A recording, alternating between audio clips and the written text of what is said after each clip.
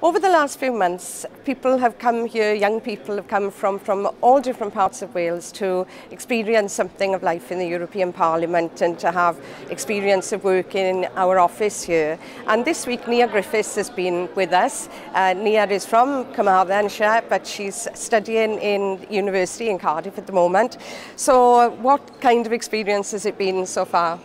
Well, so far I've done numerous things, including going to different committee meetings regarding agriculture and human rights and climate change. And I've even had a chance to go regarding media. I've been able to go to that department as well.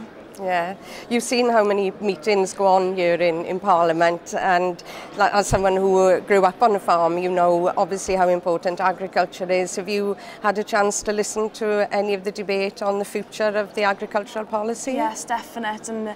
And since the Cypriotic presidency changeover, I was in that committee meeting, and it was nice to see how things are considered and how important it is to change. And it's an important time because that new presidency is just starting now, so you were probably one of the first to hear what they had to say.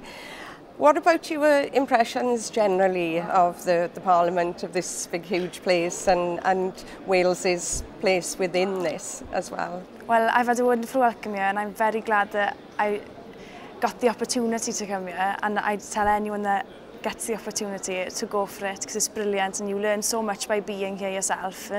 It's definitely an eye-opener. Good. Well, thanks for coming. Thank you. All the very best with your future career, and I hope you'll come back here one day. Yeah, thank you. Thank you very much. Thanks.